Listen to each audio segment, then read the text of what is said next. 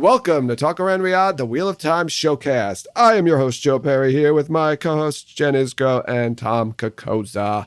Hi, Jen. Welcome back from your wonderful vacation. How was it? Tell us all about it. Thank you. It was great. I was in St. Pete's Beach in Florida. St. Pete's Got Beach, a lot of huh? sun. St. Pete's Beach. It's separate. It's like the beach of St. Petersburg. It's called St. Pete's Beach or St. Petersburg? Yeah, St. Pete's Beach. Oh, okay. I thought you just got really familiar with the beach.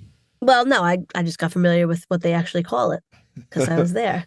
It was really, really hot in Florida this week, and I got a bad sunburn, but I'm okay now. I also got to take a cruise around on a pirate ship, which was awesome. A legit pirate ship. It was really fun. So this was like a real pirate ship that was like confiscated from pirates? It must have been. I mean, it looked real to me. There were water guns on board, though, so I don't know. Was it the ship from that movie with Tom Hanks?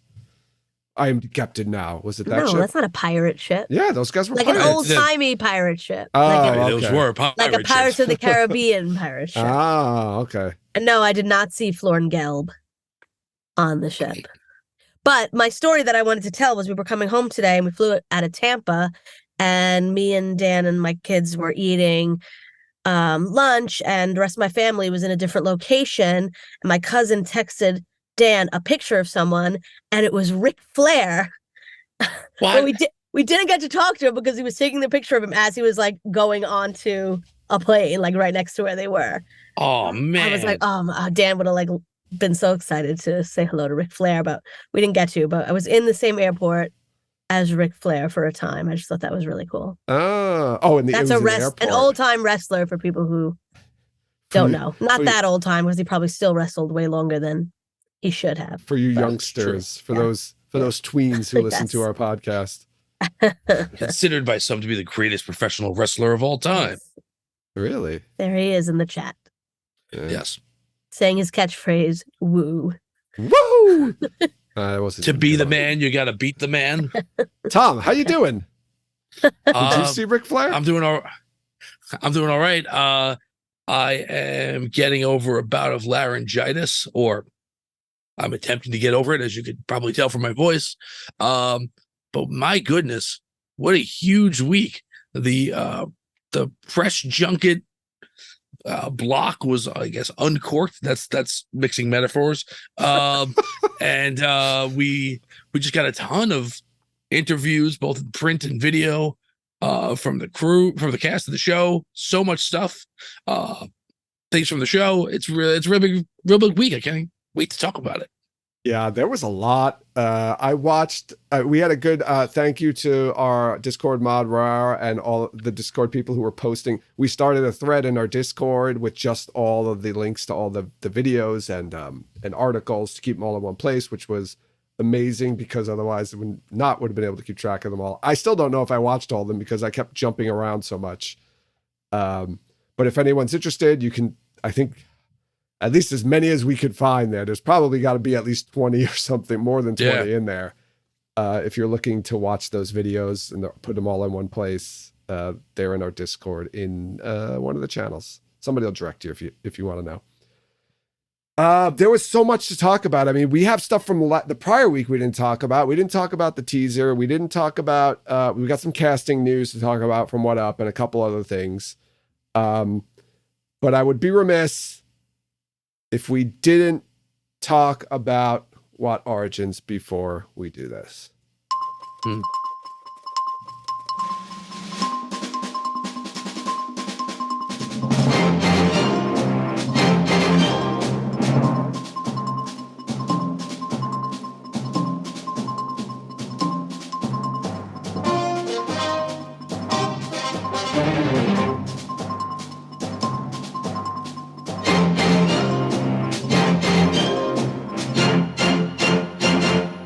Welcome back to another edition of Where's What Origins. It's still August. I just checked a little while ago. No What Origins. I don't know what to tell you. We still got 23 days left in the month. We do? Nope, that's not true. 13 days. Sorry, I can't do math right now. Getting over a cold. It's a little congested. It was a math cold. Pressure on the brain.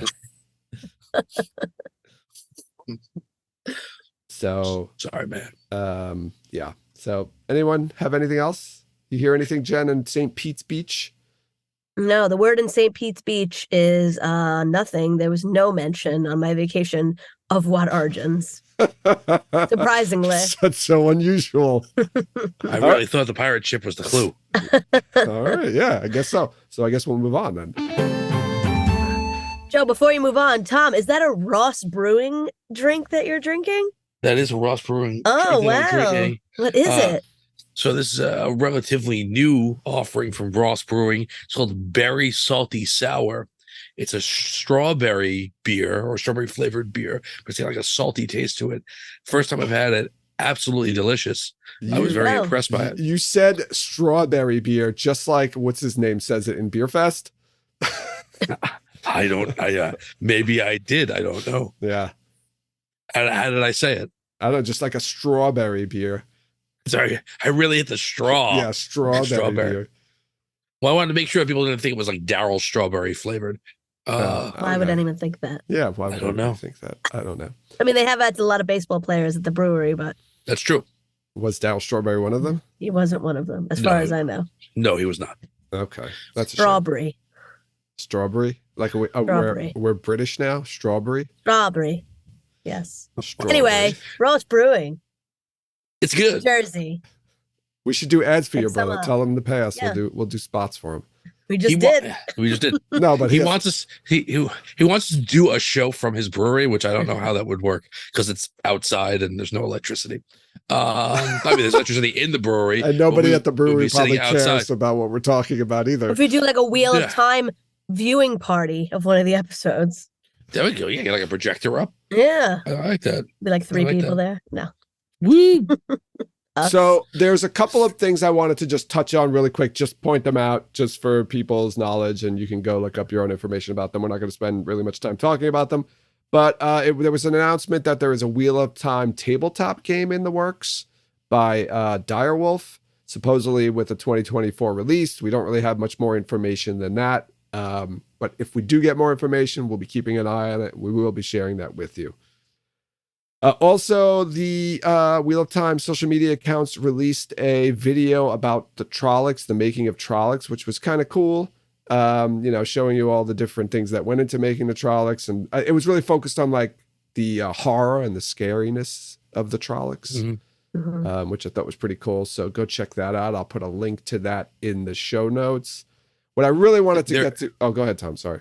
I just want to say there is a cool bit in there about how they tested the scariness, and I'll leave it at that. Watch the video if you haven't watched it already. Yes. That was funny. There was something from the prior week that we didn't cover because last week we had so much else to talk about. We didn't really have room for it, but they did release another teaser. This one was, I don't know, what was it, about 20 seconds, 25 seconds or so. Heavily features the Sean Chen in there. We got Sorath speaking, saying, "Are they ready?" And then at the end, she says, "All will bow," like a close-up of her saying it. Pretty cool. It sounded like she was speaking with an American accent. Yeah. Yeah. Did anyone else think that she had like a very high voice? Like a childish almost Like a voice? high-pitched voice? Yeah. Like, are they ready? Just like something weird about her geez, voice. Jen. Isn't that what she sounded like though? That's creepy. It's creepy when you do say it. I don't know. I did think I thought they did an interesting, like it's not necessarily slurred, I would say, but the way that she says all will bow, like the pacing of it is weird. And I thought that was really. Someone you don't think that's suggested just the editing and I think it could be the edit. But someone said in the, I don't remember where it was. It might have been the Dusty Wheel chat that they think that it was the bow part. It was from two different scenes, and it's a cut. Yeah, it's a cut okay. in the video. I don't think the Turok has this. I think he talked normal, like in a regular American accent, not with like a weird pacing or anything. I mean, normally from the trailer. He talked normal. He talked normal. Hey, this guy he talks normal. What? So but I think that the Sean Chen I think are gonna sound American, which is fitting and appropriate. Not Southern, just like straight like a Midwestern Like the American. Ohio, what's that like? Yeah, like that Midwestern Ohio. No accent. That mid-American kind of a newscaster voice. I don't think that Soroth has that. She doesn't sound like Jane Pauley or anything, but I think American accents for the Shanshan is the way to go, right? We don't have to make it like Texan or Southern. Yeah, I feel like any specific American accent is comical. It's or not skews. What are you gonna do? New York, Boston, Texas. Oh, you're saying if they all skew like in that world. It gets like if they were from North Dakota. Funny, right. But if you're just jeez, yeah. Is that Bobby's mom from Bobby's World? Is that North Dakota? Oh, jeez. Yeah, I think it's Minnesota. Minnesota. Yeah. I agree. Yeah, just I agree. Hey, man, what's happening? They're all all the stoners from California. If all the actors were actors from The Sopranos playing Deshaun Chen, that might be interesting take on it. Yeah, it's cool that they went with the American accent. So there's in the beginning of this teaser, there's a lot of footage in it of like Uno about to be executed. Now it's almost like it's too much, right? Like you can't die because they're just basically showing us him dying. They're showing him getting pushed to the ground. Like Perrin's looking all like distraught. Loyal's looking all distraught. I'm sorry, I'm reading. I'm laughing at the accents in chat now. The people, I can't even do it. Oh my god, Minnesota accent. Anyway, yeah, I don't know, but I feel like would they show us all that if that was actually going to happen? I don't know. Maybe he just gets like knocked unconscious during that part, not like the night before. Because we were saying like if he's unconscious from the night before, he's dead. Well, so maybe like something happens and he just gets knocked out like at that minute while the whole shit is going down in the morning. Let me ask you though, if you're an evil conquering empire and you want to send a message to this town that you've just conquered and all these soldiers that happen to be there about all will bow and that everyone's gonna pledge allegiance to us now, do you think knocking out the guy who's mouthing off is a strong enough message? So this is like, so he has, first of all, the Shanshan soldier has a baseball bat, by the way. Look, did you notice that? Yeah, it's with the baseball bat. But even so much so that it's a baseball bat that if you look at you can see the knob on the end. We've seen that bat before. Remember we thought like they were going to cover it up with something else? It was a placeholder? It's literally like they got a baseball bat and said, let's just paint it. Joe. The American pastime, okay? Yeah, that's right. Is that another American thing? That's the American thing. Yeah, they just play baseball while they're hanging out. And I feel like we're gonna get a Negan moment here or something where he's just gonna crack Uno's skull open. Well, maybe he does, and who can heal him? Well, I mean that doesn't happen. I mean when we see the other shot, Uno lying down, his head's not crushed in. There's not even any blood. So maybe they do just bash his. Maybe he does decide to swear the oaths, and then they just bash his head in, like backhand him or something. Yeah, something like that. Like we also saw that picture of like some kind of a creature in front of him. I don't know if that was a creature or a corum. Something tells me that that's like part of like a wagon or like like a headpiece on a boat. Yeah, something like that. I don't know, but. I say battering ram to the face. Battering ram to the face. There's also that scene at the end of the BTS where it looks like a guy's about to chop a sword down on somebody with Perrin and Massima standing in the background. It looks like that guy didn't have a mask on though, like a helmet on though. So I don't know. There's a lot of footage and I don't know what to make of it. And I guess we'll have to wait 2 weeks to find out. Yeah, a few more probably for that episode, but we'll see. Yeah, this will probably be episode 4-ish, maybe 5. So let's consult the notes. Yeah. So who do you think? So she's saying, Soroth says, "Are they ready?" And then it cuts to Shamael saying, "They'll have to be, right? They'll have to be, won't they?" Like, what are they talking about? Who is ready? And why is he saying they'll have to be, won't they? That could be like 2 completely different scenes that are edited together. I guess it could be. I don't.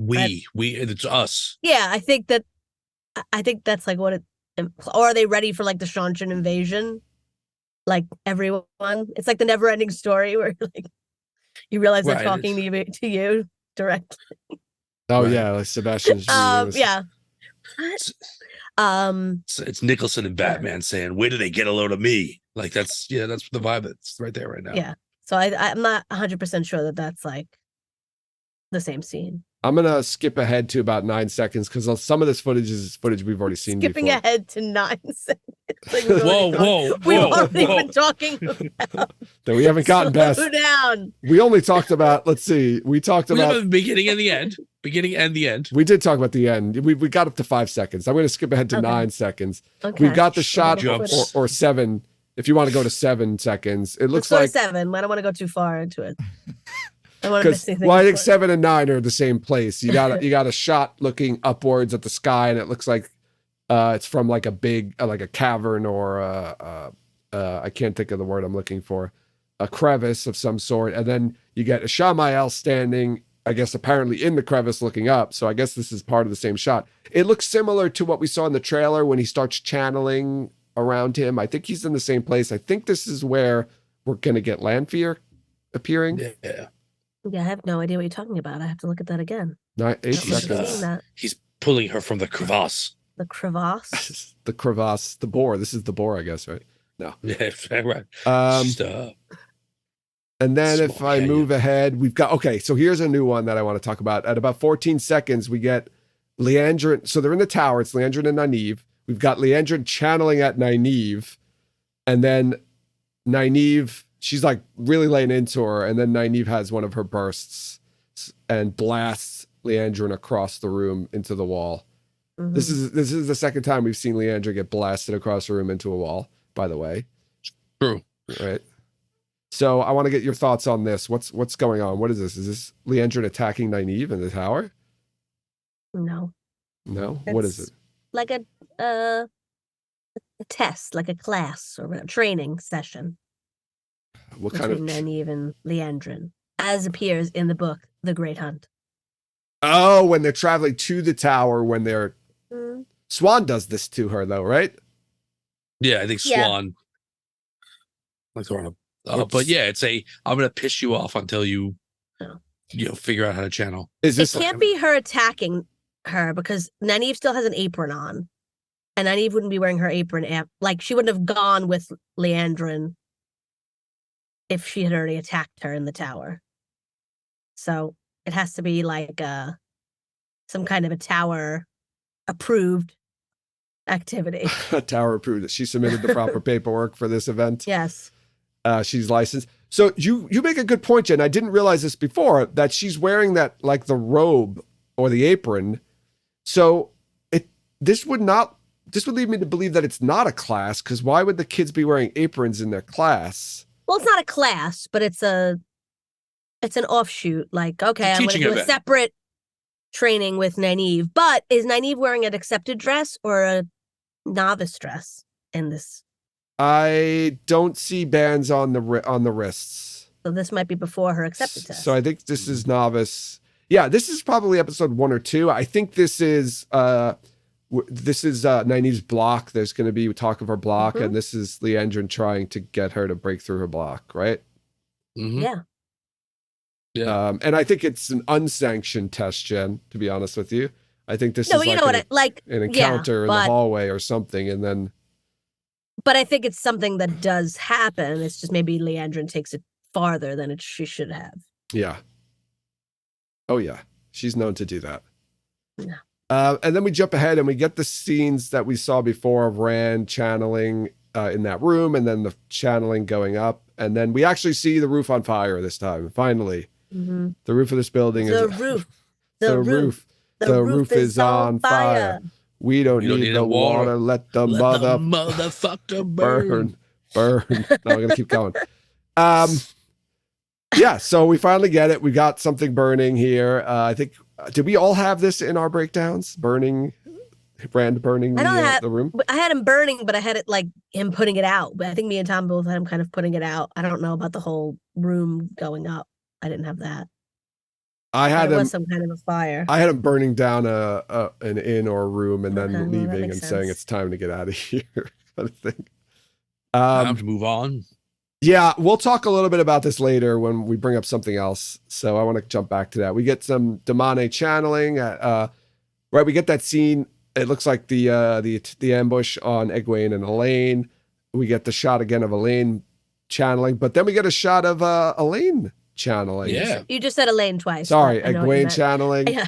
and Elaine. It's just difficult. Yeah, it doesn't look like Elaine's just running for her life and not doing anything in this. She actually channels also.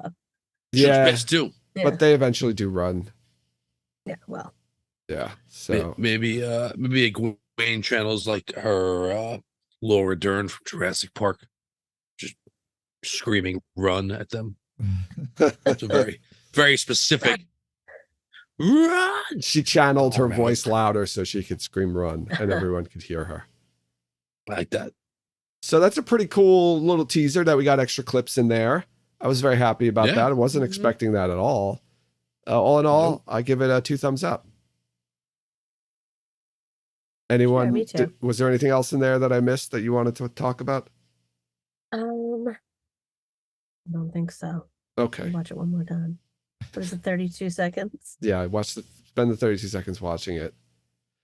I'm going to. There's 2 casting announcements that I want to talk about. These were both videos released by What Up this last week. The first one, he talks about casting for Ispan Shafar. Olamide Olorunfemi, I'm sure I didn't get that right, but I tried my best, is cast as Ispan for season 3. Ispan is, remember, one of the 13 Black sisters who flees the White Tower in The Dragon Reborn. She's in Tyr.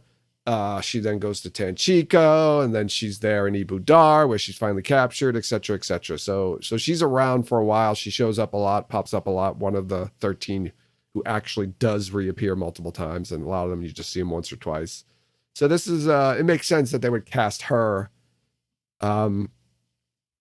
So Olamide is, let's see, she's known for Venom, Let There Be Carnage, Rhyme or Die, and The Winter King. I don't know her particularly. She hasn't been in a lot of stuff. Those are all great titles, though. Yeah, Rhyme or Die is a short. So yeah, not too much. She seems to be a young, new, up and coming actress. What are your thoughts on? Maybe you don't have many thoughts on her being cast, but Ispan being in the show. Yeah, I think that confirms what we suspected, that season 3 storyline for the Warner Girls will probably be the Black Asha hunt. Mm-hmm. Yeah, I mean, we could get Tanchico or Tyr or Ibu Dar in season 3. We have no idea what the path they're going to be taking. I imagine it'll be one of those places. It would make sense if they're going to be following book 4 fairly closely that it would be Tanchico. So I like that. I concur. What's that? I concur. Okay, I'm glad you concur. The other casting was somebody that I think we've all been waiting for. Faile Bashire has been cast, which I don't think is a surprise, right? We figured she was going to be in season 3, but actress Isabella Buccieri. Faile Bashire is being played by Isabella Buccieri. Isabella Buccieri, Faile Bashire. We got to get a shirt now. Isabella Buccieri. Isabella Buccieri is Faile Bashire. Faile Bashire. Make Dad wear it to walk on next year. She is also a young actress who hasn't really been in much. Let's see, Everything in Between, Threshold, and Finally Me are the 3 things on IMDb that she's credited for. Is she Italian? That's a good question. She looks like she's Italian, but she's of Italian descent. Yeah. She could be, maybe she's Argentinian. You know, there are a lot of Argentinians who are of Italian descent. Okay. Sometimes that happens. But as soon as I saw the picture of her, I said, okay, that's pretty much my head canon for Faile. What do you two think? I think she looks good. I like it. I'm still waiting for that casting to come along where I'm like, I know that person really well from another show. Hasn't happened yet. But yeah, I don't know We've how. had I'm some sure of those she's fine and castings. great. Everyone's been good so far, and I'm excited. When Lindsay Duncan was cast, you were like, I know her. Then I we realized don't it wasn't even- Sandy Duncan. That's who we do. I don't know who Lindsay Duncan is. You guys keep mentioning her. Who's Yeah. Lindsay Duncan? Good morning, Miss Bliss. No, that's Haley. That's Haley Mills. Oh, Haley Mills. Damn Oh it. yeah. Well, everybody knows Haley Mills. Oh, Lindsay Duncan's the one from Rome. That's Oh, right. Right. Lindsay Duncan is the one I was excited because I originally thought it was Sandy Duncan. I'm not even sure. It's like, I don't know if she's still alive. Then I'm like, wait, no, that's not her. But Haley Mills, yes. Sorry, Haley that's Mills. I think. I got her and Lindsay Duncan mixed up. Lindsay Duncan was in Rome. Do we know Lindsay Duncan's in season 3, right? She's not in season 2? She is in season 2. She is? I believe so. Oh man. Well, wasn't she talking about her in one of the interviews? Yes. But I thought she said she has was to. doing a scene with Lindsay Duncan. How could you talk about somebody from the 3rd season? That's like forbidden. Because no, they talked a lot in these interviews about the 3rd They season. did? They didn't Oh, I mention. wouldn't know. They didn't mention. They did not mention any So- actors or that were in the 3rd season. Not a name. No, not a name. You're right. They did. Yeah, she did save season 2. Yes. Liz, isn't that her sister? Am I wrong on that? That's her sister. Is Lindsay Duncan playing her sister? Lizzie Duncan's playing her sister. And Is she she? did another scene with her in season 3? No, it's season 2 she's talking about. We're still talking about season 2. Joe was confused. Don't ignore the season I 3 thought she comments said taken from the record. Oh, Did yes, a yes. scene with her. Yeah. Yes, you're right, Tom. Like Lizzie- now. Yes, She's and there's a being her lot. sister. Yes, sister. Sister. She has a sister. Well, then it makes sense that she would be in a scene with her. So Well, anyway, back to Fail, Isabella Buccieri. I like it. I like her look. She definitely looks like Fail to me. I think she can do it, or at least pull it off. I want to hear somebody say, I want somebody to go on social media and say, she doesn't look anything like how she's described in the book. I want someone to say that.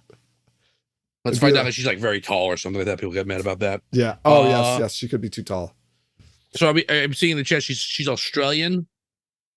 Oh, okay. Disappointed by Again, I believe she's probably of Italian descent, but yeah, she's Okay, thank you. I thought she was not Italian, so I'm glad somebody pointed that out. All right, so those are our 2 castings. We have a lot of interviews to talk about. So all of those press junket videos and articles were written and released this week. So we got a lot of interviews with the cast. I think it was, let's see. So we had, it seemed to be like grouped up. So we had Yosha and Rosamund together doing interviews. We had Daniel by himself. Then we had Madeline and Zoe doing interviews together, and then Marcus, Kira, and Donald doing interviews together. So all these interviews were kind of released in groups like that. Actually, sorry, before we get into that, there's one other thing I wanted to talk about. The posters. I almost forgot the posters. So the social media accounts, the Prime Video accounts, the international Prime Video accounts on Wednesday started releasing these unfinished posters, I guess backgrounds of posters with clues on them from the different countries. And then eventually, like, they were all hints to what the poster was of, and they eventually released all the posters, and there were 7 new posters released. We've got Lana Moraine, we've got Leandrin and Nynaeve, we've got Rand and Celine, not wearing a hood, by the way.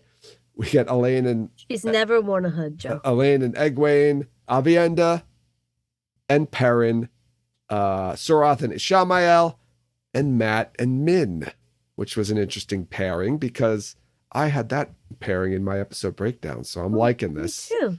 I'm liking too. this a lot. What do you think of these posters just in general? You Yeah. go first. I think they're great. I love them.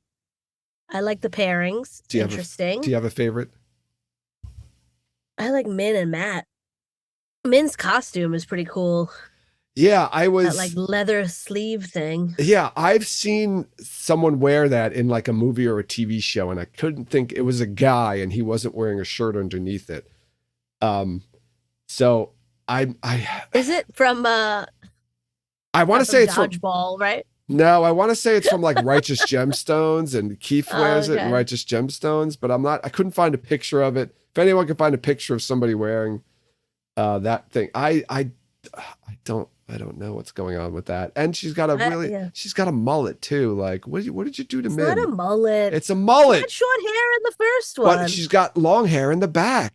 I don't think it's. Let me see. She's Let me got look this shaved on the sides with hair on the top and going to her back. It's not a It's mullet. mullet adjacent. It's a mullet. That's what a mullet is. Short hair on the sides and top, and then long hair in the back. She also got like a chest tattoo. I don't know if that's. I noticed that too. Yeah, she did have a little tattoo on the chest there. I don't know if that's. Let's look at it. Is that Kai's chest tattoo or is that Min's chest tattoo, do you think? I don't know. I would say Min's chest tattoo because it looks more. It looks like it's done in not the same style, but it looks like it's done by hand and not with a tattooing machine. Gotcha. That's a good point. I'm hoping this is more of a mohawk, like a faux hawk, than a. But she's a got mullet. hair going down the back. You can see a lot of hair Right, in the back. but it's like it could be just like in the middle. Yeah, a like fashionable. Oh, you're faux saying hawk. like she's shaved on the back too, except for maybe she's got like a ponytail of hair that just hangs behind her. like Storm it's from the going X-Men down in the middle. 80s. Yeah, that'd be pretty cool. I'd be okay with that. I don't like her leather thing that she's wearing either. Again, because it reminds me of whatever show or movie I saw with somebody wearing that, and it looks kind of silly. That's all I'm gonna say. Everything else looks cool. I did want to point out something. Prime, Amazon Studios released a press release with these posters, and they was giving descriptions of the posters, and there was one that was really interesting. It was the description of the one with Rand and Celine. It mentions that it talks about Rand, and then it says, and Celine, Natasha O'Keefe. I think this is the first time the show's acknowledged that Natasha O'Keefe, besides Is Celine. besides the trailer, says Celine, an innkeeper from Kyrian with whom he has made a connection. Innkeeper from Kyrian, everybody. Celine is going to be an innkeeper from Kyrian. How do you feel about this? How do you feel about Lanfear being an innkeeper? Well, she's not really an innkeeper, Joe. Well, what is she? She's masquerading as an innkeeper. But she's got to do, I mean, for a while, I'm assuming. So she's doing all the innkeeper type stuff, unless she's got somebody compulsed, like the real innkeeper in the back. Maybe her compulsed. inn is in Teleron Riyadh, and he thinks he's. I don't know. Now I lost it. At the end of the season, you just find out everything took place in Teleron Riyadh. Yeah, the whole thing was a dream. It was the Newhart show.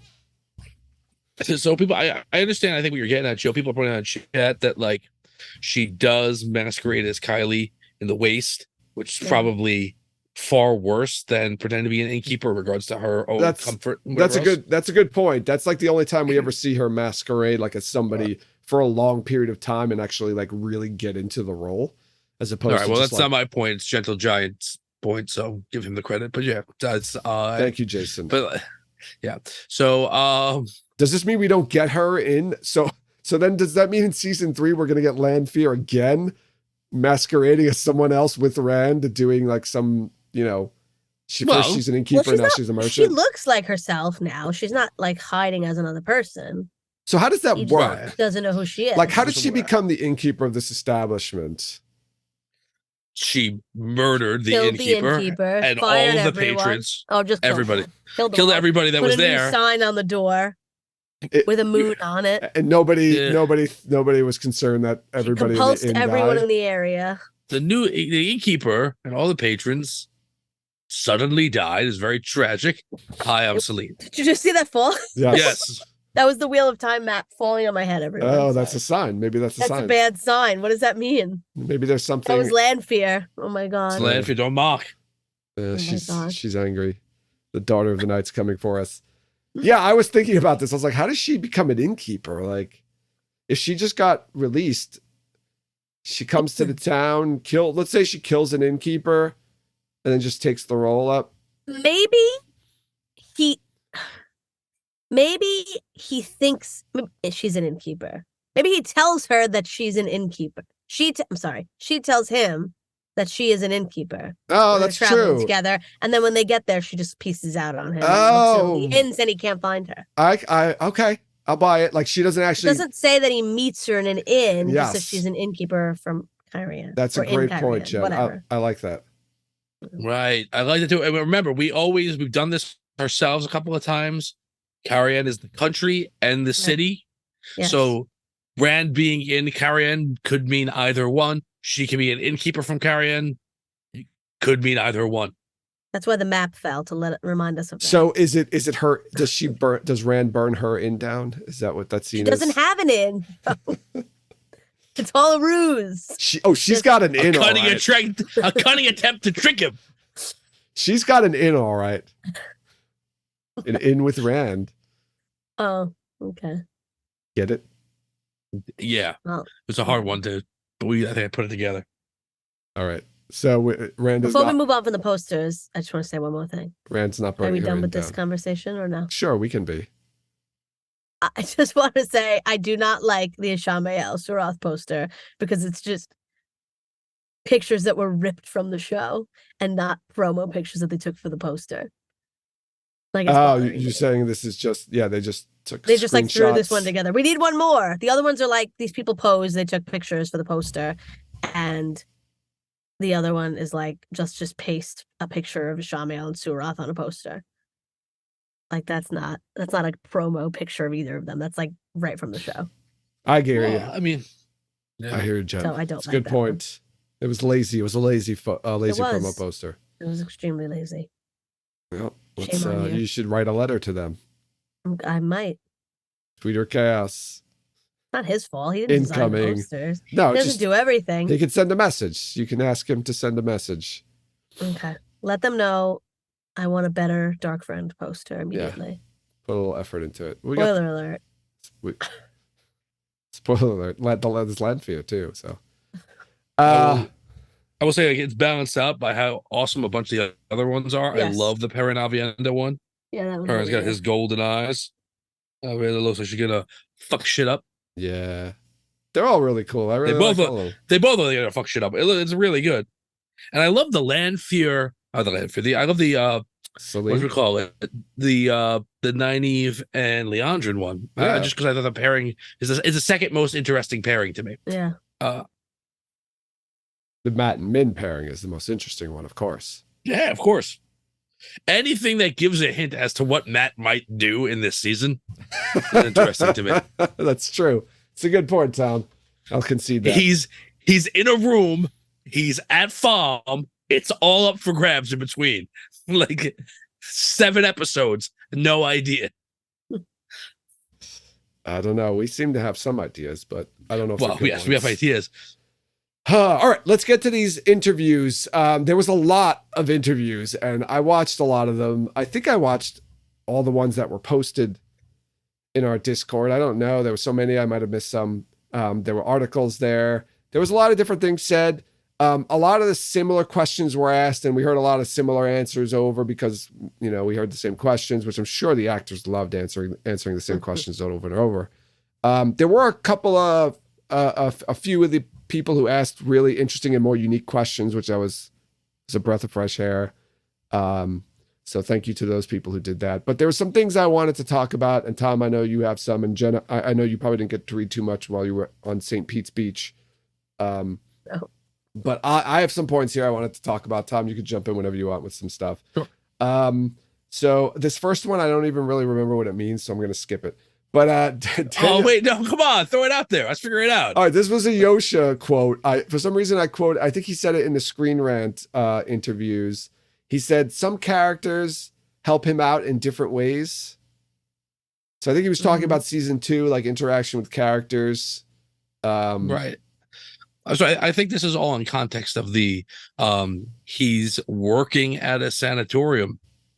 And that he meets characters in the early episodes that help him out in different ways. And I think he's working there. Yeah. So let's go back to that because I missed that article, that video, and I totally missed that one, but I heard people talking about it. So he made mention that he's working in a sanatorium. He does, and he makes mention of a particular character in that interview who is one of the people who kind of helps get him through. I'm very prepared, and I remember that character's name, but not Logain. No, not Logain. There's a character, Errol. Errol, yeah, Errol Yeah. the one who we were Yeah, wondering who he was. Yeah, if you go onto Watch series, you can look Errol up, and I think it's ERRYL is actually whatever it is, but like, you can look that up and just see. But Errol is presumably patient at the sanatorium, and Yosha talks a lot in that interview and a few other interviews about the pressure that he is under. He's trying to isolate himself, prevent himself from channeling, which is very addictive because every time you channel, you get closer and closer to madness. He has the pressure of being the Dragon Reborn and all the stuff that means, and he can't share it with anyone. It's this. He keeps calling it. He says, "I'm the secret. I'm the secret." Right? That's how he feels, and so to have that pressure of going mad, to have that inability to talk to anyone about your secret, maybe working in a place where you're helping people who are actually crazy allows you to kind of deal with that somehow, whether he's actually revealing him who he is or what he is, or he's just seeing that you can, like, maybe going crazy isn't the worst thing in the world that can happen. I don't know. Yeah, Jen, remember you kept talking about that one shot when he's walking down the hallway that it looked like a hospital. So that maybe I thought he was just like visiting Logain, though. So he's probably in a sanatorium. That's like a hospital type setting. Yeah. So yeah, you were right. And now that does give it in as to where that scene or how that scene happens. It's a possibility that Logain goes there, or it's a possibility, again, just not to like throw my own original idea under the bus, that like that's the cover for Swan going to Carrion, is to take Lane into this, to drop him there. Like this him. is a place where he's gonna get treated now. Wow. So whoa a second there. Whoa a second. Whoa. Beep, beep, beep. Back it up. Beep, beep, beep. So if Logain is residing at this sanatorium, how do we get the, like, what happens? It's like a roundabout way to get Rand and Logain to come into contact. Yeah. So I'm still working on the putting Logain there as a cover, like using the sanatorium as an excuse to get Swan to carry him. But like, yeah, like I think that's where that is. That's why he's eating soup. No, but what I'm saying is, if Logain's there, what happens later when he's supposed to escape from the White Tower with Swan and Liane and Min? Who knows? I will say this. That's just like, we're going to have to rewrite that whole part because we changed this. This is what's going to happen. They're going to keep changing things. And then when they get to the parts, they'll be like, oh, wait, we changed that. No, they're not going to say, oh, wait. They have the whole thing. They know what's coming. It's not like they forgot that Logain is in the tower. And they understand where they have to go. They have like touch points that they're getting to. They're just working through things. But like they have talked many times, the writer's room, Sarah Nakamura, Ray himself was talking about how like they make those conversations about if we change this, how does that ripple across? I'm not saying that they don't already know how it's going to affect it. What I'm saying is they already know and they changed something because of it. And they were like, okay, so now I have to change the whole coup storyline a little bit just so we can get things, maybe we're not going to have it. Like, I'm not saying they don't know where it's going. I'm saying that where it's going is further and further away from the books. So, we got told a long time ago to gird our loins for season 2. Oh, I know. One subplot, I guess, of all of these interviews that I've read over the last few days is that as crazy as our predictions were, we did not get nearly as insane and off the rails as this season's going to be from what happens in the books. It sounds like season 3 even more. So there was one of the interviews with Daniel Henney, I think it was the movie podcast.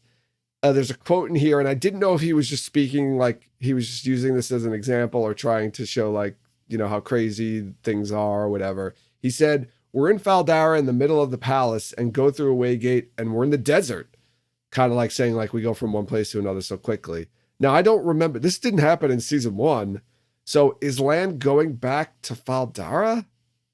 But they wouldn't be in the middle of the palace though. Like the way gate was outside of Faldara. That's why I'm saying he might've just been speaking like this. We're shooting it. We're here and then we're there. And I don't know. What are your Right, thoughts? just as a sense of, I don't know how Lan and Moraine would use a Waygate. Well, we know how they could use the Waygate without the one power. That's true, but they know? Like, With I don't know. Rand. With Rand. Is Rand in Faldara? Like, I don't know what to make of this line. I kind of just want to They're say not in forget it. Faldara. Well, I mean, There's other deserts. Lan could be hanging out in Faldara for a while because Moraine and him are separate or something. Like, she could go off on her own and he's in Faldara hanging out. So you mentioned that. That's another huge thing that came out of these interviews.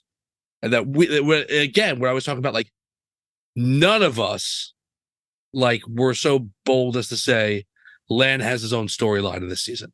Yeah. Lan and Moraine separate and they're apart for a long time. They're just doing different things. They're not together for a significant period of time in this season. I barely mentioned Lan in mine. I tried to put him in, but A like, couple I of put him in. things. Yeah. Right. Like, yeah. And I think that is, again, whatever he's going to do. Like the Moraine, we were saying, oh, what Moraine and Lan do in this season is going to be created because they're not in, the Great Hunt that much. But like, they're always together and they're not like, it's going to be really interesting. And it's going to be like, I'm sure there's going to be elements as we're walking through the season where we're just going to have to go, okay. Okay. It's just loosely based on the books. Inspired by the Wheel of That's it. Time. Inspired by. Right. It's just not. We'll see. We'll see. So over here, No. there's a signed still from Ariana Richards from Jurassic Park film. That's why this is an adaptation, like Jurassic Park is an adaptation. Like, it has the structure and the basic idea, and it does its own thing. The premise, and it's still really good. The premise is the same, right? That's it. And some of the characters. The characters have the same names. Well, no, there's characters that are different, and they're the same people in a different situation. No, I mean, there's actually Jurassic Park like changes like the personalities of characters, right? But in this, it's like, yeah, it's like that. I just want like that. We're not looking for a page to page, and that's not what it's going to be. Even more so, I think, as we go into this. So, all right, I want to jump to another one. This is some little hints of what we might get in season 2. So Marcus was talking on the Flip Your Wig interview. He mentions an action sequence that he was in episode 2. He mentioned that there were night shoots and he was wet, or it was wet. He was wet. Or it was wet. It was wet outside. He just mentioned it's wet. It was wet. Maybe it was raining. No. Yeah. That's there were night shoots. I would assume it would have been rain. So you meant like he was wet, like from some. No, but like a rainy scene, or I guess maybe it was just wet from prior rain. Who knows? Night shoots action sequence. Episode 2, I guess, is what was more surprising for me. Is this White Cloaks? This isn't Sean Chen, right? It's my first instinct was that he's fighting the Fades in episode 2. Fades? He's fighting Fades? Lan fights Fades in the no, Karen, he said. Marcus. Oh, sorry, I thought you said Dan. No, we jumped to Marcus. Sorry, we're on Marcus now. Yeah, it could be White Cloaks pushing up an episode from what I had him in 3, but I had them like way late. I had them like in I have them there early to me too. I had them in 3 as well, but they could be 2. It could be 2. It could be 2. We could still be right. So, do you think that means Avienda's with them then from that episode on? Like, we don't. No, I think she leaves and comes back. Yeah, me too. Okay. And are you of the mind that they're already like on Toman Head or Almouth Plain at least when the show starts? Perrin and the Shanarans. I don't know. Now that it's like 5 months, I didn't know that when I wrote mine, so probably they are. Yeah. Yeah. I think so with the 5 without traveling. Yeah, they've been. Yeah, sorry, Jen. No, I was gonna say the White Cloaks, the people they come into contact with are all in that area. Yeah, so it makes sense. I think so. Oh yes, yeah, you're right. That's true. So yeah, I think they're gonna start over in that area, and then I don't have to think about how the Aiel teleported all the way west after Perrin and the Shanarans took a wig. Because they just are there already. Yeah. I mean, that's easy. Yeah, the Aiel could have just been there the whole time, or at least for a while. I mean, likely they were there already in season 1 timeline, or at least leaving the Waste maybe around that time. All right. So I thought that was interesting. I wasn't expecting some giveaways like that. There were other ones in here. Rosamund, that we talked about, Lindsay Duncan. She mentioned, she says Lindsay Duncan, who is one of our classiest British actresses, she comes into it in a very interesting way in season 2.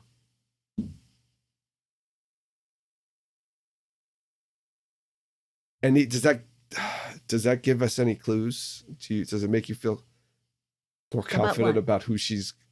Oh, she's going to be her sister, right? She's a sister. That's right. We've already figured this out before. Sorry. When I wrote this, I didn't remember who she was playing, and I thought it was Haley Mills. So she comes into it in a very interesting way. What does that mean? She's her sister. Obviously, when she goes to Kyrie, she's going to probably run into her. But how does that in an interesting way? So, in another interview with Rosamund and Yosha, they talked. This might have been the Dusty Wheel interview. I'm not 100%. I apologize. They were asked about how knowing the books well has influenced their portrayal of the characters. And they talked about how, like, it's important in the books to understand what happens in Carrion and like understand what that place is like. And you don't have the ability to do it in the way that they do it in the books on a show. And I think that they say, like, basically Maureen's family dynamic is the way of showing this is what's happened to the city over the last 20 years. So I think that's what it is. It's really allowing the audience to get insight into Maureen as a person as opposed to a mentor figure, and allowing the audience to also understand what happened with the Aiel War and what happened to this place over the last 20 years and what Maureen leaving her family for the tower and her mission has done to her family. I like that. It's very different now that I remembered who Lindsay Duncan was playing. She also mentioned, Rosamund, in the same interview, that she was just working with Sophie Okonedo again. So she's referring to season 3 because they're filming season. So all these interviews were done prior to the strike.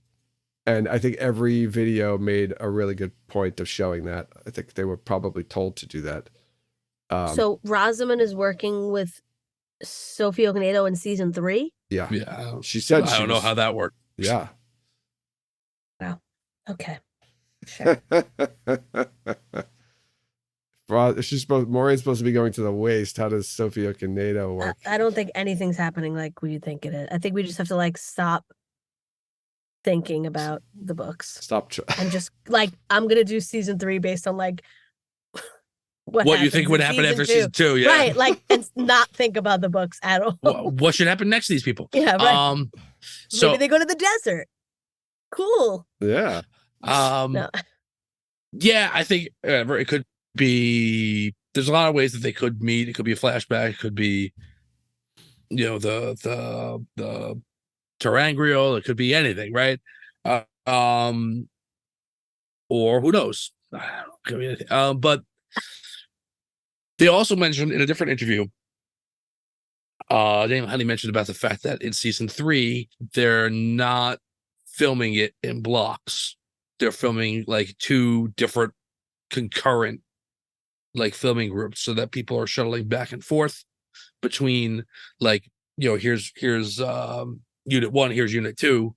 So it's not necessarily like, well, she was just in the desert, on Monday. Yeah. There's no way that she could be doing, like, yeah, she could, because we filming something else here that takes place at a totally different time of the season, and she's moving across from one place to the other. And that makes sense when you're doing more location shoots. That makes sense. You don't want to waste time. Like, if you're going to be in one location in episode 1 and a different location in episode 3, and you have different directors and they're different characters and actors being in those scenes, why not just film them all at the same time? I'm also encouraged because that means you get done faster. Yes, exactly. You get done faster. And that's my whole point. There's a lot of conversation in here about how long it was between when they did the press junkets for season 1 and the press junket for season 2, and how long it's been since they filmed season 2 and they're doing the press junket for season 2. I think that, like, there's a lot of, like, hopefully we don't have to do that. Like, hopefully it will be another 2 years before we talk to you. So I am hopeful that they're trying to, get as much done as they can. Also, I'm sure they were like, things are going to blow up soon. Like, Oh in yeah. the industry, let's try and get as much in the bank as we could. I think this is a good time then to bring this up. That Daniel Hedy mentioned this over and over again in interviews. He was very, I don't want to say it this way, but I can't think of any other way. He was somewhat critical of season 1 and he didn't seem like he was very proud of it. He mentioned the challenges they had, but he talked about like how it didn't seem like it came together right to him, at least. That's kind of what he was implying. Like he was always kind of talking about it like a little bit apologetically or disappointed. Like, well, yeah, I'm just saying, like he was very open about it. He said it in multiple interviews. It came up, and he was talking then, to juxtapose like season 2. He feels is so much better. It's much more complete and cohesive. And he said like, he was talking about how like they feel like they've hit their stride and things like that. But I thought it was really interesting, and I was surprising that he was kind of that critical and talking about season 1 in that way, like as if it was, not a failure, but I feel like he didn't think it was as good as it could have been. Well, he personally, as well as Lan, got a lot of stuff taken away from him at the end. Like he barely did anything. So maybe, like, I'm sure that didn't make him very happy. Yeah. I felt like okay, as a show don't do overall, anything now. Like, we don't change your arc. You're just not doing anything. Yeah. I feel like he was just talking though overall for the show, and not just his role in it. But I was kind of surprised that he talked about it like that. Go ahead. No, that's it. He did mention specifically like he felt like not his character arc, but the way his character was portrayed and like the emotional journey of his character in that season was he felt inconsistent. And he contrasted it again to season 2 and season 3, where he said like, the character does have highs and lows, and he's much more emotional than some people want to see from their Lan, right? But he feels like the emotional peaks and valleys in season 2 are much more coherent and much less like, well, you're going to be really upset now. Okay, well, you're going to be really stoic in the next scene, right? Like with that, like it's more like there's bills and there's ebbs and flows to things, and it's from an actor, like it's much more consistent. I think he expressed directly, he said the CGI is just much, much better. Yeah, he did say or that. In season 2, he's like, there's much more time to do it. He's like, he said it. He's seen almost every episode final cut at that point. It was weird. In one interview, it sounded like he said he didn't see them all yet, and then another interview, it sounded like he did see them all. He said almost all. So but yeah, he seems much more, I think, happy and confident about it. And I also think we've mentioned this in other things, that he seems to be like the leader of the we have to talk to people group of the cast. And I think it's important, like somebody in this press junket is going to call out the elephant in the room, that like not everyone thought that the season 1 was even, and that people were dissatisfied with things in it, and like he's gonna be the one to do that because he's awesome and everyone loves him. Yeah, I was happy that he said it. I just was very surprised, and like it caught me off guard. Like when he mentioned it once, I was like, okay, but he mentioned it on a few of the interviews. Yeah. So that's why I thought it was interesting. And I mean, I know he's doing them right after each, like those interviews are literally recorded like right after or right after. So I'm sure he's just pulling the same things. He's just repeating the same things because it's just in his head. But still, it was nice. It was nice that he acknowledged that, and that he feels much better about season 2. Like, because, we had that feeling about season 1. And if he thinks season 2 is better and much more cohesive, then I have to say I kind of would agree with him. And I have high hopes then, because he felt the same way about season 1 that some of us did.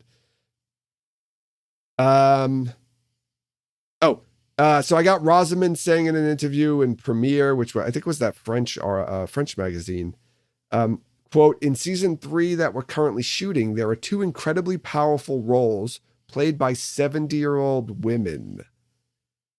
70-year-old women. So I know we have Shora, we're pretty sure is in the show. So she's in her 70s. Two new actors in season 3? Doesn't say 2 new actors. It just says season 3, 2 incredibly powerful roles played by 70-year-old women. So I'm going to call out Shora, right? Who's either, I think we're all pushing Elida, but she could be like maybe a wise one potentially. But why would a wise one be in a Camelin set? I don't know. Yeah. But like I would say like something of that nature. What about Zoralia? Yeah, could be one. So Yeah. it could be a wise. It could be Shora and somebody else, and those people are Yeah. wise ones, or wise one and Elida, or something like that. Yeah. So I like that. Me too. Yeah. And then she also mentioned in that same article, we are currently doing an episode that is really avant-garde, almost psychedelic. So I want your thoughts on what scene or what scene is this? Season 3, avant-garde, psychedelic. So to me, when I first read it, my first instinct was Rodian. Then I was like, oh, maybe it's the Finn. I was like, no, it's Rodian. Just because I feel like the avant-garde and the psychedelic together, like I feel like going back in time and seeing like the past, pardon me, seeing the past, like lends more that fits that description better to me. I think that yeah, I don't know. I don't think I'm still not convinced they're doing the Finns. So I mean, psychedelic, that's a good way to describe the Finland. With all the, weird, twisting pathways and maze-like things, and when he looks out the window, it always like yeah, you see the same, like the things don't make sense. Yeah. You move to the left and something's that was in front of you was whatever. Like I almost picture it like an Alice in Wonderland type thing. It does, but I don't know if that would be avant-garde.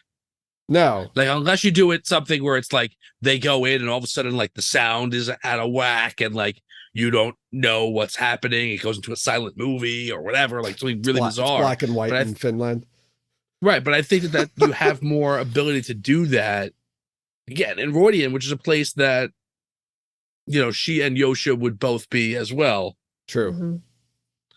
Yeah. Yeah, she wouldn't be in the Finland or at all. Like, she wouldn't be in any of that. You don't see it in the books, but she's in there at the same time. She is there, oh, that's right. She is there. That's a good question. 3 of them. That's one of the problem. Right? Yeah, that's the problem. That's interesting. Well, that's part of the in-book problem is that 3 of them are in there at the same time. So, I wonder if that. What do we get the 2 of them?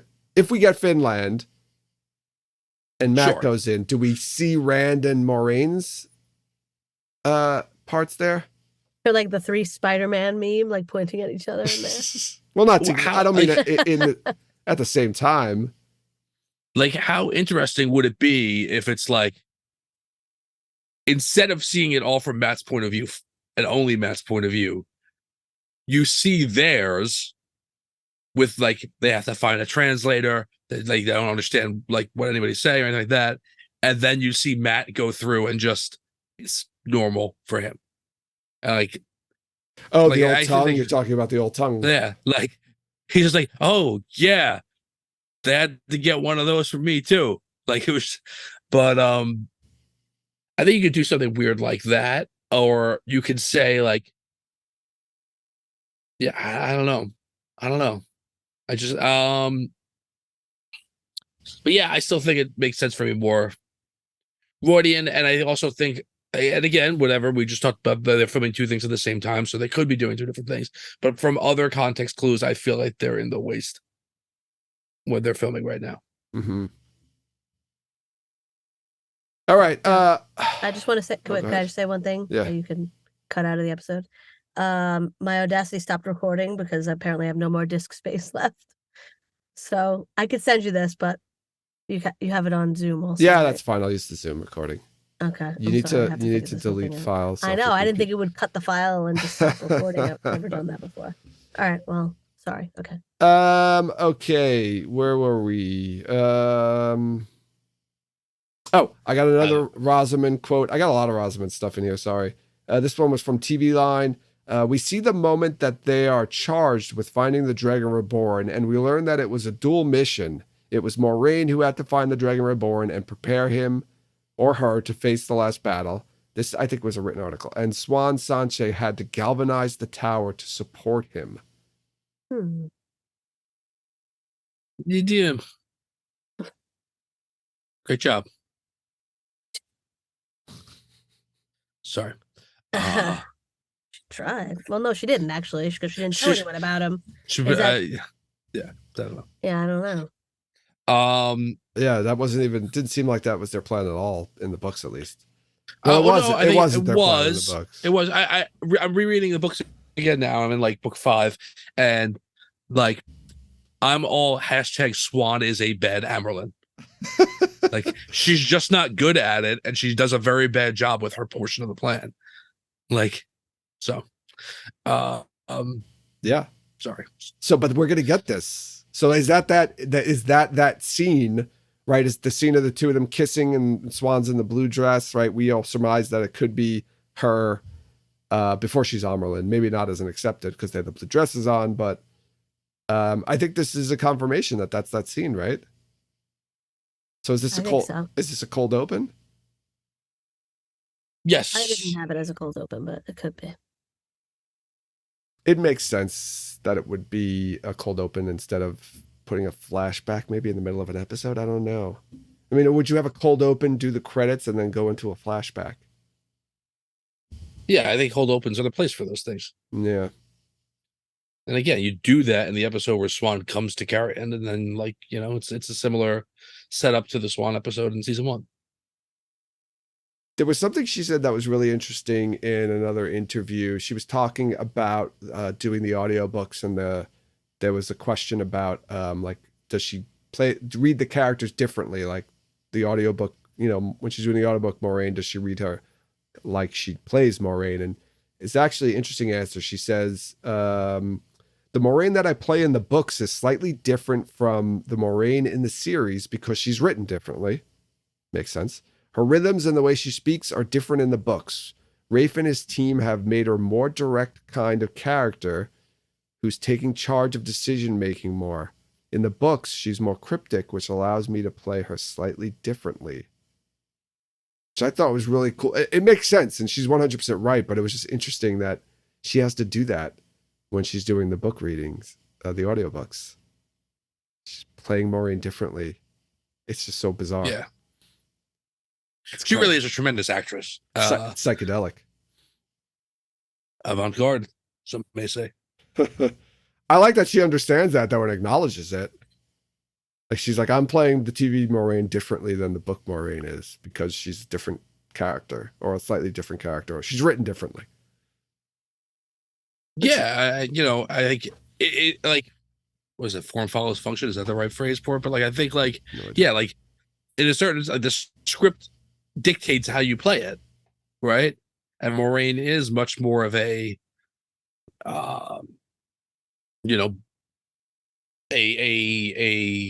someone who doesn't tell you anything except what you absolutely need to know and gets resentful when you ask her questions. But in the series, because of the way the series is written, especially season 1, at least so far, she's forced to be direct because these are things that people need to know all the time. Yes, because the viewers need to know what's going on.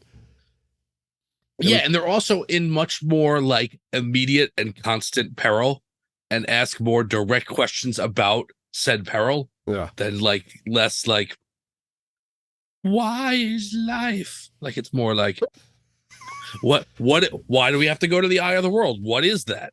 Well, you're gonna die there, but one of you is gonna do something good. You're all gonna die except for one of you, but we all have to come anyway. Right. That makes a lot of sense. The same article, Yosha says at the start of season 2, you find him in a place where he's taking care of people who struggle with mental health. So there's that reference, I guess, to the sanatorium at the start of the season too. That's episode 1. Yeah. So Yosha in episode 1 is an orderly at a sanatorium, basically. This probably throws my illuminate. I don't think we're meeting any illuminators this season. This means. No, I don't think so. I don't think illuminators are in the show. No Aludra. Bye, Aludra. We loved you. I think she'll still make the show eventually. Why do you think that because of the sanatorium, she's not going to make the It's just too much for him to do. You're going to have him meet Celine, go burn down an inn, go to a sanatorium, talk to Logain, meet Illuminator, talk to Swan. Like it seems like a lot to do in like the first 4 or so episodes of the show. Well, you thought he was going to meet Aludra in the beginning of the show? I had a meeting her. I didn't really. I was hoping he would, so I threw it in there. That's just for Brian and Cleveland, right? Just yeah. Right. He's the world's biggest Aludra stan.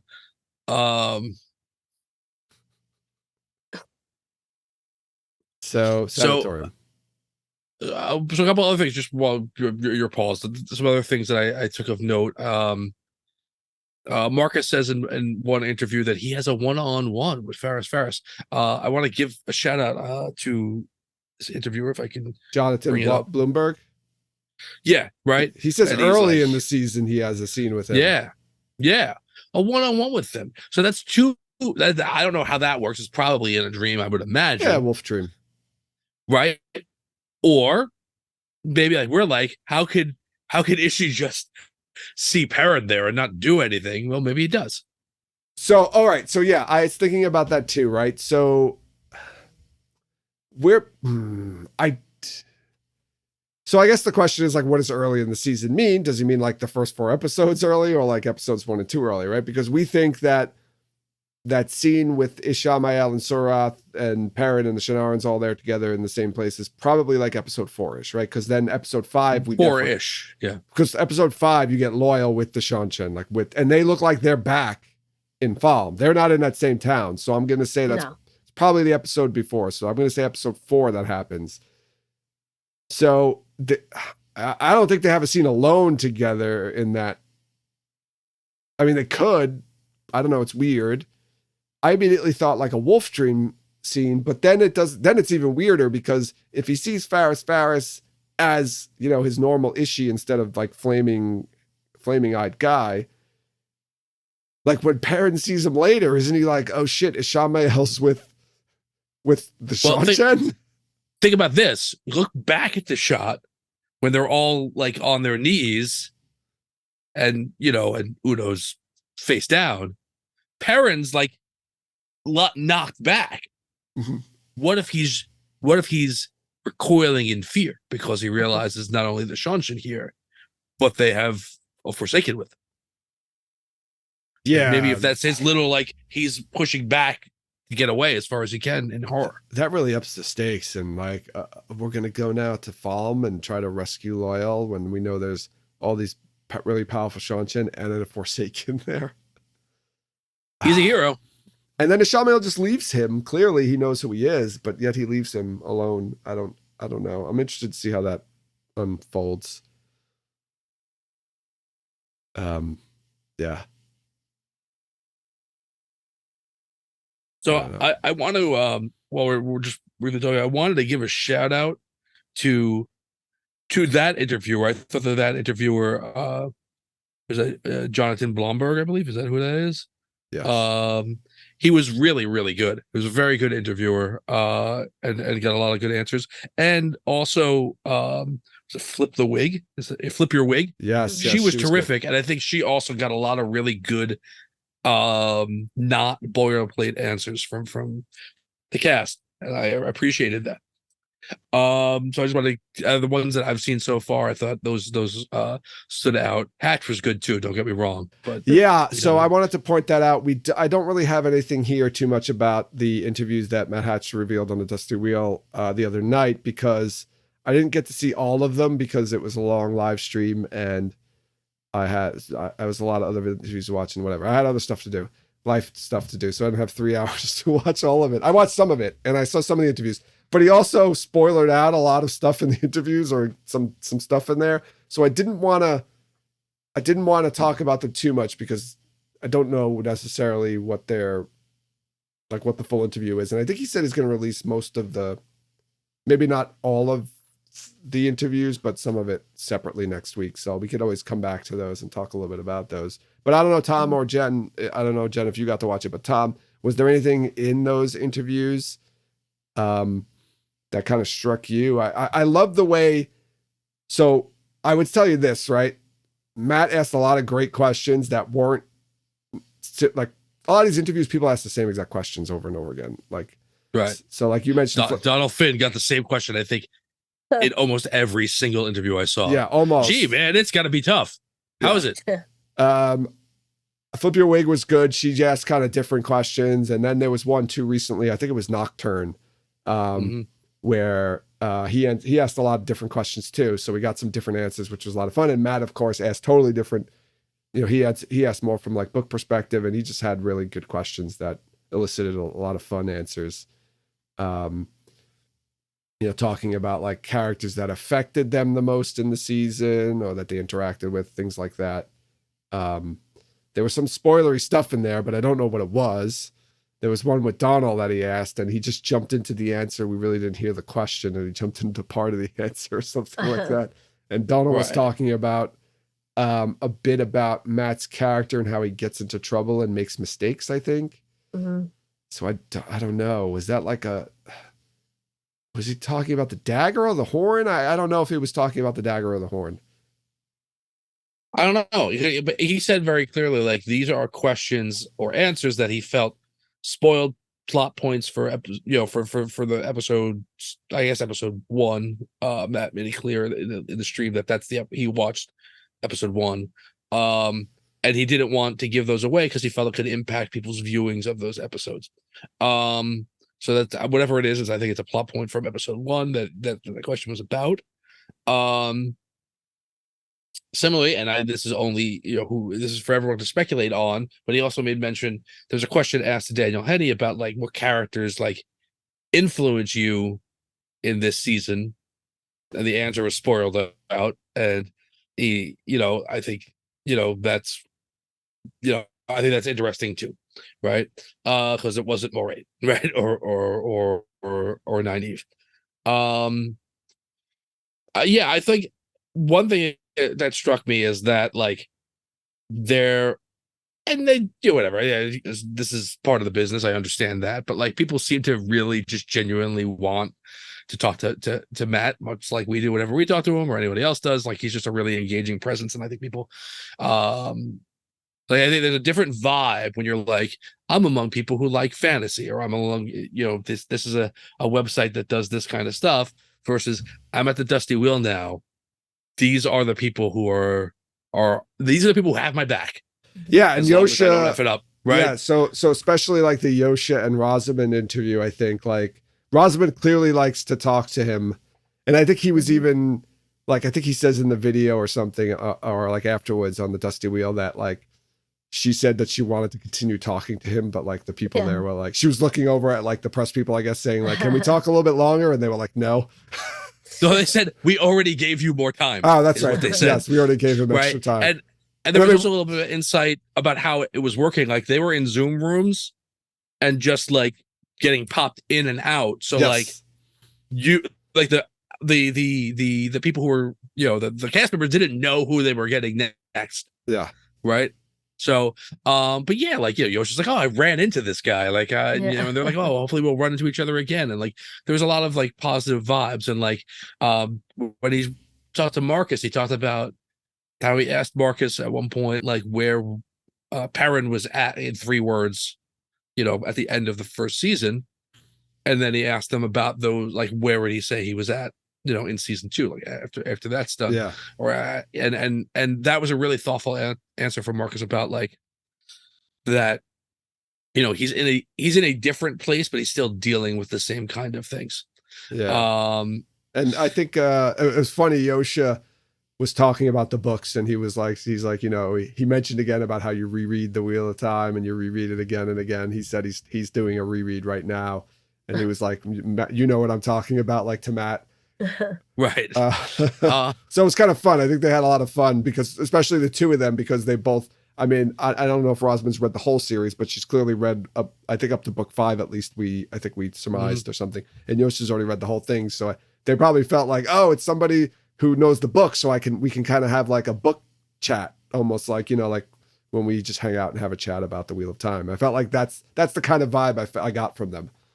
Yeah, there was a question asked of them, like what was a scene in season 2 that they felt really matched something from the books, really like captured an essence of the books, and they both like froze for a second, and Yoshi was like, well, I know one. I have one, but I really can't talk about it. Yeah. And like they were both like, you can tell that there was a little bit like in between them about like trying to figure out like what to say and not say. And like, you know, to me, I jumped something in Falm, like Yoshi felt was really I think we and Rosamund mentioned we started talking about the Sean Chin in general, like how they're very true to the books, and so she went more general, which I thought was a good answer too, and something she could share. But I think everyone, I immediately went to Falm too when Yoshi said that, like, oh, is he talking about like the sword fight with Turok or something like that? Right. Or was he just talking about the? And then we were in the sky, man. Like, I thought that. I was like, sky fight. What do we? Or maybe he's talking about the blowing of the horn, and like that whole part. I don't know. I guess we'll find out.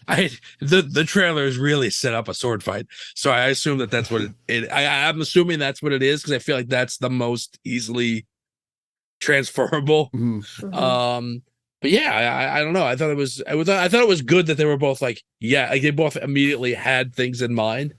So I think that's good. There was one other thing. We're just bouncing back and forth. There was another interview where I think this will Flip Your Wig. She would ask questions about costuming with everybody. I thought yes. There were some interesting responses there. But Donald like talked about his Matt costume, and it looked like there was pretty heavy confirmation there that that's what he's going to be wearing this season. And he talked about how like that kind of helped him because it was very heavy and it really dragged down on him, and like he's dealing with these decisions that he's made and all the rest of that stuff. So there's like a physical thing to that. But he talked about how much he's really thrilled with his season 3 costuming, and like he thinks that like it's something that's really exciting. And I think that, you know, I don't know if Lace is confirmed. Lace at the cuffs, but like it is confirmed that like I think you're gonna get more maybe of a Lord Matt kind of. Maybe he's talking about his new hat. Oh, yeah, but I do think eventually he will get some clothes. All right, some nice clothes, or they might. We'll see. They didn't say nice. He just said he really liked them. Like I don't know what they look, whatever. Who knows what they look like? Like Matt's outfit, he wears nice clothes that are really rumpled and messy for the most part. That's true. So he always really sleeps in his jacket. But I think I don't know. I just thought that was an interesting. I thought that was a good, interesting thing. And I don't know that interviewer or that channel enough to know if that's what like she does normally or whatever. But like that was a good way to get people to talk about things outside of the road cookie cutter, because the costuming kind of so much plays a part in how you perform a role and like what you think about things and everything else. It could also give away some things for us. Like if they mentioned specific things about costumes, we would be like, "Oh, wait a second." Overall, there was a lot of interviews, good stuff here. Like I said, we have them all, or at least most of them. There's probably more still coming out. I'm not sure how many interviews they had to do. I kind of started watching all of these interviews and then like seeing the same questions get asked sometimes and the actors answering them over and over. I started feeling empathetic for these actors because they were just sitting in a room and, like you said, sitting on a Zoom, and they would every 5 minutes a new person would pop in and ask them questions, and God knows how many hours they were there for doing that, probably a few hours, and it was probably like awful, and they had to like have a smile on and be upbeat and not be like not again the whole time. They had to act, I guess, use their acting skills, but I never really thought about that until watching all these interviews, because I was getting tired just watching them, and I can't imagine how tired they were of just answering these same questions over and over and having to sit there and talk to people. I want to see someone try and plot the timeline and see if they can put the interviews in chronological order. So I think it was in the Dusty Wheel ones, like there was times where Yosha was just like staring at the camera like he was trying to stare into your soul. It was very kind of distracting, I would have to say. But it was kind of entertaining. I think Rosman was answering a question and he was just like staring directly at the camera, like trying to look through it and see you. Kind of fun. I saw that too. I do wonder how much of that is like English is my second language. I want to make sure I'm present and understanding the question, or how much of it is like, let me stay focused because I am very tired right now. Yeah. I just want to mention, because we didn't mention her that much at all, but Kira Coveney's answers to, she also got a lot of very similar questions, which whatever, I think is unfortunate. I think you could ask a lot of questions about this new character, but a lot of it is like, you're new, how's that? She mentioned, like, I play Elaine Tricon, the daughter heir of Andor, like, so often that I understand, at least in part, why Rafe is like, oh no, you are the character. Yeah. Like, I cannot help but mention who I am, Yeah. as well as what my name is. Which I feel is a very Elaine thing to do. Yeah. I don't know if there was anything else. I think I hit on everything I wanted to hit on, Joe. Sorry. All right. I think we could wrap it up there. We had a lot there to talk about, a lot to take in. Next week, our Never Reader Brendan's coming back, right? Mm-hmm. Yeah, we're going to bring Brendan back on. We're going to talk a little bit. We're going to go back and talk a little bit about the trailer and his thoughts about the trailer and what he's kind of hoping to see or thinks he'll see in season 2. Just to get everyone warmed up. And then the next week after that, we've got a show to talk about. Oh my God. We're also doing a giveaway, which you probably heard information about at the beginning of the podcast. For those of you listening live, you'll hear about it soon. So be sure to enter the giveaway. We're giving away a signed copy of Origins of the Wheel of Time, signed by the author, of course, Michael Livingston. There'll be instructions on how to enter in our Discord very shortly. And also at the beginning of this podcast. So let's wrap it up here. I want to remind everyone to follow us on social media. You can follow us on Twitter, Instagram, and Facebook. Join us over in Discord to continue the conversation there. We post all our episodes on YouTube, so be sure to go to our YouTube page and like and subscribe and check us out if you want to watch the episodes. Rate and review us wherever you listen to podcasts, and check out our merchandising, and Patreon. Baseballs. The flamethrower. Tucker and Riyadh, the flamethrower. The kids love it. Check out our merchandise and Patreon pages to support us that way. It's only $1 to join the Patreon. You can get access to live recordings and listen to us record live. You get other benefits for other tiers, early access to the podcast episodes, bonus episodes every month, all stickers and things, whatever. I don't remember. Some stuff like that. Go check it out. Links to all the aforementioned information are included in the show notes to this episode. Any last words from you, Tom and Jen? Only one more episode that doesn't have a show. I know. Second season of a show. Are you excited? Can't believe it. I am. Should we? Right. If you go on the Amazon page for the Wheel of Time, it says that the show's coming out 3 a.m. Eastern time on September 1, which is different than it did last season. So that kind of stinks. I don't know. It stinks for us for the first week because we have to record. Our recording schedule is going to be wacky. But otherwise, I don't really see it as a big deal. I didn't watch. It doesn't matter. I can watch the episodes Friday. It's not a big deal. You can't watch all of them. No, I mean, in general, for the season. From week to after week. the first 3 drop. Right. Yeah. Okay. Yeah, it means you can't go on social media on Friday if it's open at 3 a.m. until you watch the shows, because you're gonna get some spoiled for you, even if you try not to. But whatever, that happens. I'm not too concerned about it. It does mess up our original plans for recording, and we're trying to, I think, work through what our timeline is going to be now. But there's also like a weird post that the Tweeter Chaos put out this afternoon. Jen, do you have that? Do you know what it is? I don't have it up. I don't have it up, but I can get it in 2 seconds. Yeah, pull up the old X app. X gonna give it to you. I'm waiting for them to change the domain to x.com, but it's probably already taken by somebody. He said, we're sorry that we can't really. I'm sorry, you have it? I thought you were having trouble finding it. I'm looking. No, I am finding it. Okay, go ahead. Okay, they have 1,000 things pinned. Where is it? Oh, it was a reply. That's why. Go ahead if you have it. You okay. We're sorry that we can't really comment on the exact release time other than to say it will be available on September 1st. Sorry, I'm explicitly banned at this time, with the E and the B for explicitly banned capitalized. So people are thinking that's a signal of some sort. And we will leave it at that. So thanks everyone for listening. You'll hear us next time.